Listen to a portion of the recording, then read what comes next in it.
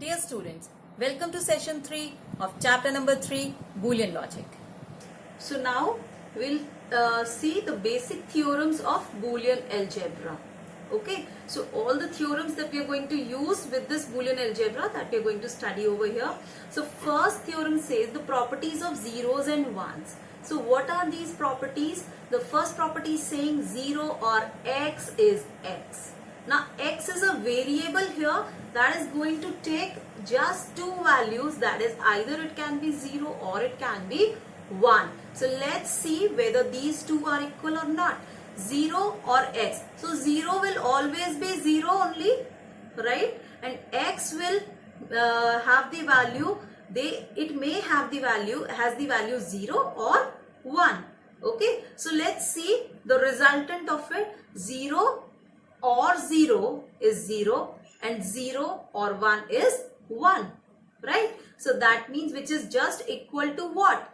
This result is just equal to x itself, right? So this is what the property is saying, 0 or x is x. Okay, so now this actually is dependent upon the value of x. If x is 0, it will result in 0. If x is 1, it is going to result in 1, right? In the next case, 1 or x is 1.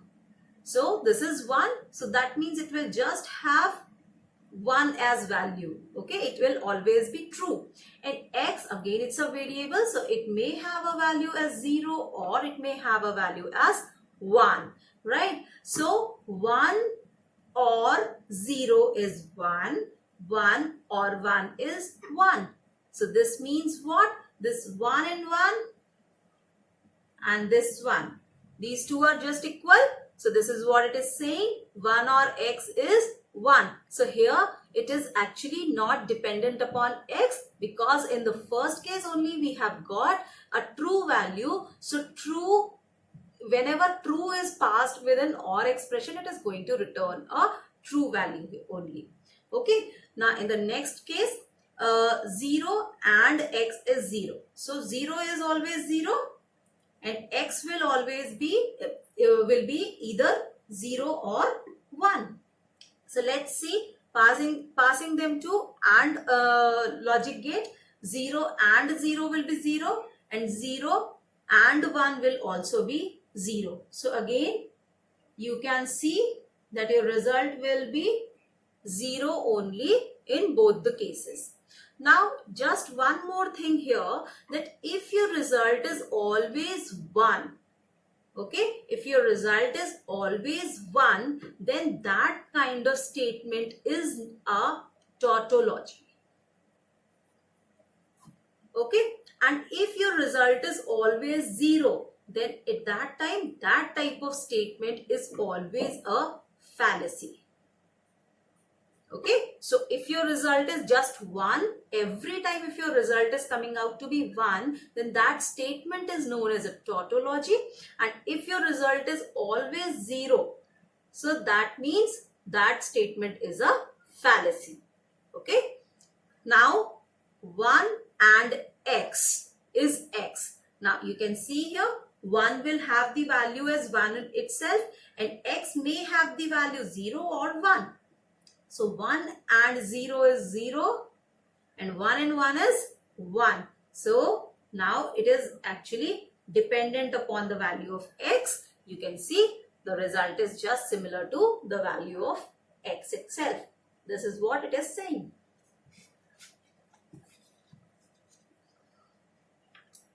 Next law is, that was properties of zeros and ones. Next law is idempotence law. So what idempotence law says, that if the variables are just same and they are passed with an OR operator or logic, the result will be the value of that variable itself. So x or x is x itself, x and x is also x itself. So let's see both of them. X will have the value 0 or 1, right? Again in the second case also x will have the value as 0 and 1 itself, right? X is not going to change. If it is 0, it will be 0 for the other case also, right? If it is 1, so other x is also 1 only, right? It will have just single value at one time, right? So x or x, so 0 or 0 is 0 and 1 or 1 is 1. So x or x is x. You can just check that out. Similarly, x and x is x. So 0 and 0 is 0 and 1 is 1. So again x and x is again x. So you can see that all are same. So this is actually our idempotence law. So where are we going to use all these laws, whatever we are studying, when we have to solve our expression, our statements? Okay, we have to just reduce them to the lowest form. So at that time we'll require these laws only to prove our statements. Okay, so for that actually we are going to just see what all laws we have. Okay, so we should also know what this law is named as, because we are going to write this law also when we are going to prove, as we were doing with theorems also. Now whenever we were doing theorems, whenever we use a theorem while proving something, we used to write the theorem, why we have written this fact, because of this theorem. So same is the case over here when we are going to prove something, some statements. So at that time, if we are going to use a law, we'll just write which law actually that is. Okay, so just remember the names also. So this one is idempotence law. Next is involution law. So what this law says, or we can also call it as double inversion rule. So what this law says, it says that complementary of x is equals to x. So we can just see over here, x will have a value, has the value 0 or 1, right? So if we pass it with NOT gate, what will happen? 0 becomes 1 and 1 becomes 0, right? Now again, if we are going to pass this x naught with a NOT gate, that means what will happen? 1 will again become 0 because we are passing it with NOT gate again, right? And 0 will become 1. So is x and not of not x are same? Right, they are. So that means if we use involution law, that means complement of x, that is always equals to x itself. Got that? Now in the next one, complementarity law. What does this thing means? If we are using OR operator or AND operator with its complement, right? We are using a variable and its complement together, x or x naught, that is equals to 1. Okay, and x and x naught will always return a 0. So just have a look, x is 0 or 1. So what x naught will be? If x is 0, x naught will be 1. If x is 1, what x naught will be? That will be 0. So if you are passing it with an OR gate, what will happen? 0 or 1 is 1. 1 or 0 is 1. Right? So again, this is the case. Right? Now in the next one, x and x naught. Okay. So x is 0 or 1. Right? So x naught will be 1 and 0. Right? So 0 and 1 will be 0 and 1 and 0 will be 0. So that means this statement is again true. So this kind of statements, what have I told you? If your result is always 1, what that type of statement is called? That is called a tautology. And if a statement is always going to give you a 0 or a false value, then that statement is fallacy, right? Next we come to commutative law. So commutative law you all have studied in maths also, and that law says x or y is y or x. If you add 2 and 3 or you add 3 and 2, it is going to result in 5, right? In both cases it is going to result as 5 only. 2 and 3 is equals to 3 and 2. 3 plus 2. Right? So because it's a logical addition only, or is a logical addition. So x or y is equals to y or x. X and y is equals to y and x. So we'll just prove it very quickly because we have two variables. So 0, 0, 1, 1, 0, 1, 0, 1. Now you all must remember this. Okay. Now we'll find x or y. 0 or 0, 0, 1, 1, 1. Right. And y or x, if we take y first and then x, 0 and 0 or 0 is 0. 1 or 0 is 1. 0 or 1 is 1. 1, 1 is 1. So we get the same output here. Now this one, you're going to make the truth table on your own. X and y is y and x. Next we come to associative law. So what this law is saying? It says x or, and in bracket we have written y or z is equals to x or y in brackets or z. Okay, so what does this thing means? When something is in the bracket, that means what? We have to calculate the bracket first. We have to solve the bracket first, and then only whatever the result will come, we are going to add with x. Okay, and here first of all we'll find x or y, and whatever the result will be, that will be added to z. Right? And in the next case, x and y and z is equals to xy and z. Okay, so first I'm solving for you, second you're going to do on your own. So it is just very easy. So we have three variables here. So in the first variable we have used 4 zeros and 4 ones. In the second variable 2 zeros, 2 ones, 2 zeros and 2 ones. And in the third one 0, 1, 0, 1, 0, 1, 0, 1. So easy.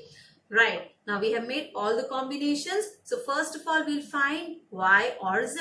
So this is y and this is z. 0, 0 is 0. Quickly calculate. Quick. Okay, this is y or z. Now we'll just take x and the value which is returned by y or z. So we are going to calculate x or y or z. So just calculate it quickly. Done? Okay, I also done. Okay, now you can just see to the RHS part, x or y.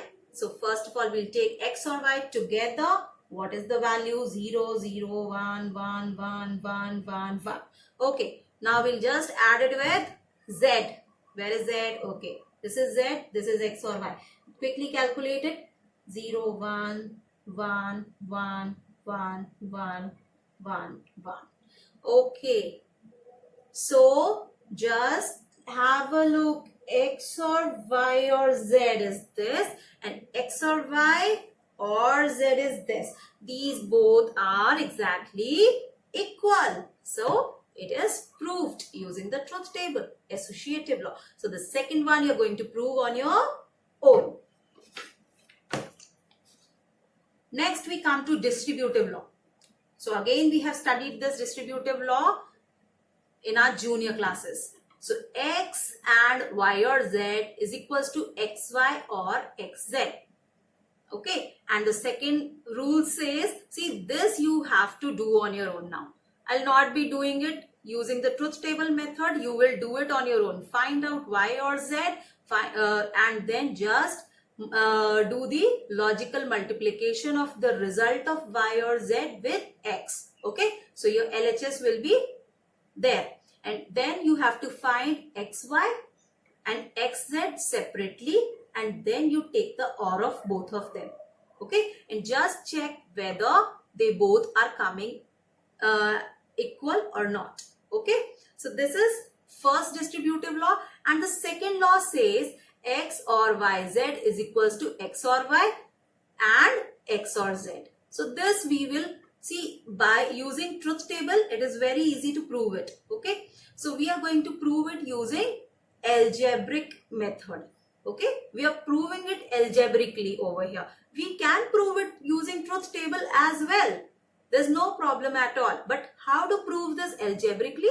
This is what I want to just tell you. So x or yz is equals to x or y and x or z. So we'll just take the RHS part first of all, and now we'll just solve it. You know how to solve the brackets. If two expressions are given inside the bracket, what we do? First of all, we'll take the first value and we are going to multiply it with both the values from the second bracket, and then again similarly we'll take the next value and we are going to multiply it with the two values in the another bracket. So x into x, x into z plus y into x plus y into z. This is what we'll get, right? Now x into x is x. This is we have learned through idempotence law, right? And then whatever rest was there, we'll just write it. Now we just see these two terms, x or xz. Here x is common. Okay, so we'll just take x as common, and then what will be left inside the bracket? It will be 1 or z. Okay, x is taken out, so 1 or z, and yx plus yz will remain like that itself. Now 1 or z, 1 or anything will be 1. This we have just studied in the properties of zeros and ones. So 1 or z becomes 1. Okay, so x into 1 plus yx, yz. So x into 1, x and 1 is x. This is again the property of zeros and ones. So it is x and again the same thing. Now we'll take this one, x or yx. So we'll again take x as common. It will be 1 or y. Again 1 or y is 1 itself using properties of zeros and 1. X and 1 is x itself using properties of zeros and 1 again. So this now has reduced to x or yz. So in place of putting this whole as the logic circuit, we can just put this in the logic circuit. So we'll make, instead of making a bigger logic circuit, we have reduced it to the lowest possible expression, and thus our logic circuit will also be reduced here. Okay, so this is how we have proved this algebraically using truth table. Just prove it on your own and get the confidence. And now the last law is absorption law. Absorption law says it is just absorbing something. Okay, x or xy is x, and x into x plus y, x and x plus y is again x. So these two are the absorption law. Using truth table, I am not proving it. Just see with the by the algebraic method. X or xy is x. Okay, we have taken LHS part, x or xy. Again, we can just take x as common. This will be 1 plus y. 1 or y is 1. This is properties of 0 and 1. X and 1 is x. Again, this is the property of 0 and 1. And finally, we have reduced our logical expression to x itself. Okay, x and x or y is again x. So how we have done it? Just have a look. We'll first of all multiply the terms x and x plus x and y. Right? We just use the distributive law here, and we have done the multiplication. After this, x or x is x. This is idempotence law. Right? Now again we can take x as common. So this becomes 1 plus y. This is using property of 0 and 1. This is 1. So x and 1 is x. This is again with the help of properties of 0 and 1. So this is how we are going to solve our expressions, and we are going to reduce our expressions to the lowest possible form. Okay. So why we are actually reducing our expressions? Because if our expression is bigger, that means a bigger logic circuit is to be drawn for that. Right? But if we have reduced our expression to its lowest form, the logic circuit also gets reduced. Right? Okay. So with this, we come to the end of this session. Now I'll meet you in the next session.